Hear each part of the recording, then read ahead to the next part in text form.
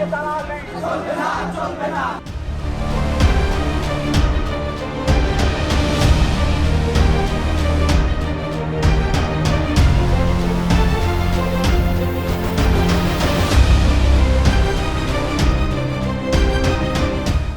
the wake of the ongoing violent protests in Bangladesh, leading to resignation of PM Hasina and the Chief Justice, it has now taken a ruthless turn after vandalism of iconic statue that depicts instrument of surrender of Pakistani army during 1971 war.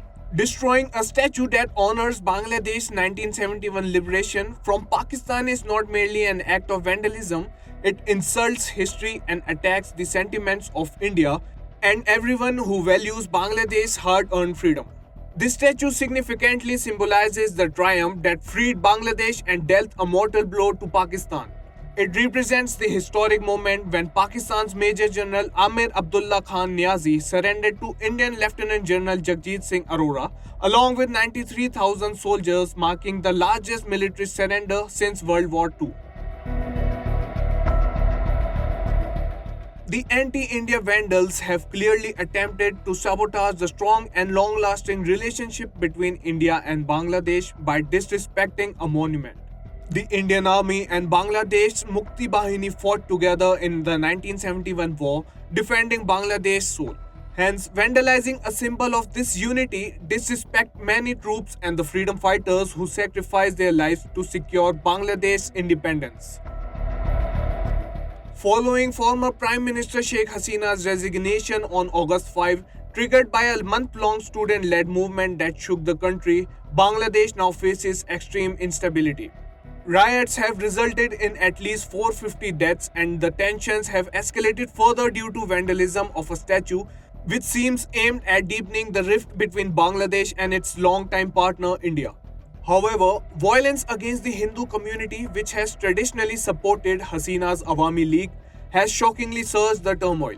Since the government's fall, attackers have struck Hindu homes, temples and businesses in 52 districts with over 205 recorded incidents.